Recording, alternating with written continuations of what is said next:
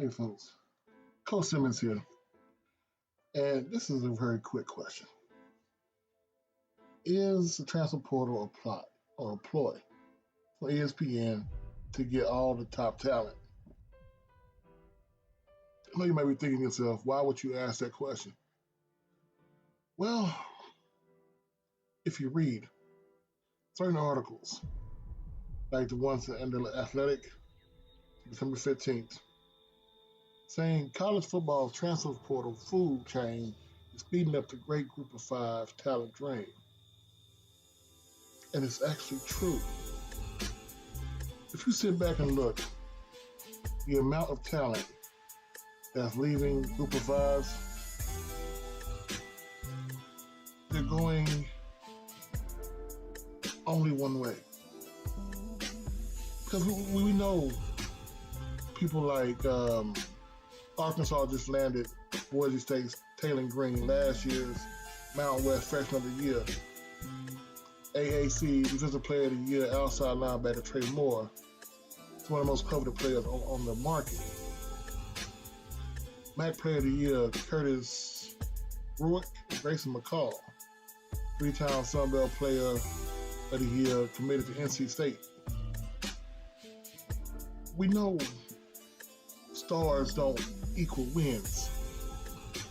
We also understand that a lot of these stars turn out to be quote-unquote bust. Biggest kid on the smallest school type thing. Big fish, little pond. There's some kids who grind, work their way up, and become better than what they were supposed to be.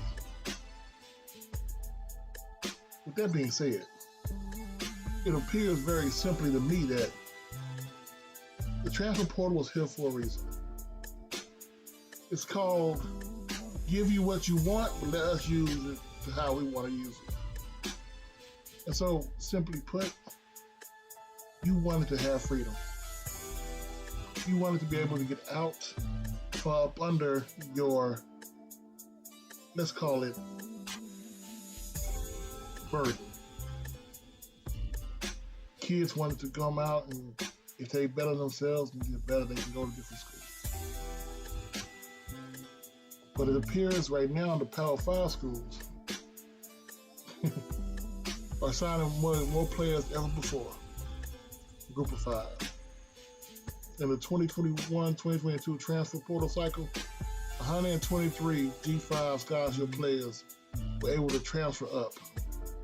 Last year, that total nearly doubled to 239. Although it represented only 21% of the G5 transfers, the possibility of moving motivating for many more.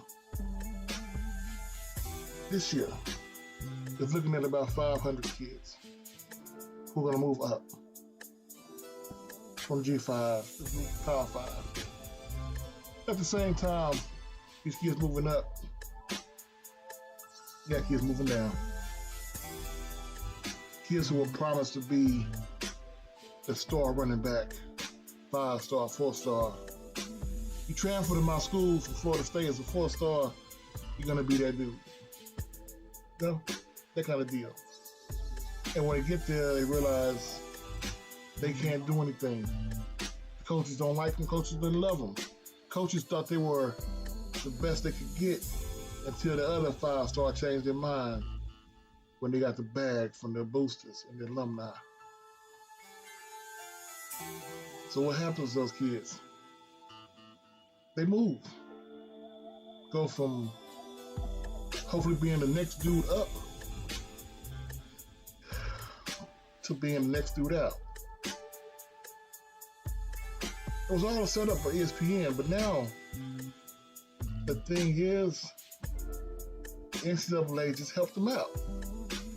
Because it used to be, you can transfer from a FCS to a Power 5, Group of 5, and play the next day. Part of the COVID trials, you could transfer from Alabama to Arizona and play that year. But it was going to end.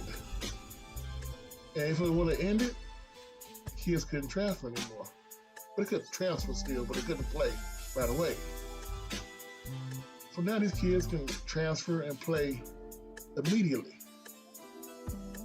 So let's say if you have a kid who's burning up the practice, spring practice at one school, and one of your top dogs, quarterbacks, decides to tear the ACL in spring, and the backups also tear a shoulder, you can quote unquote reach out to said kid and get kid on your squad. As we've seen before, it doesn't matter if the kid is under quote unquote contract, on scholarship, on your campus, in your classroom, in your team meeting. Hell, they could be running a play. They can get called by said coach from other school, and nothing happens. It's all about consolidating talent and getting rid of talent that has washed up. And it's very convenient. ESPN is doing everything they can to downplay Michigan. They tried all they could because Michigan is not part of their narrative. It's Coach Simmons. Watch what happens next. I'm out.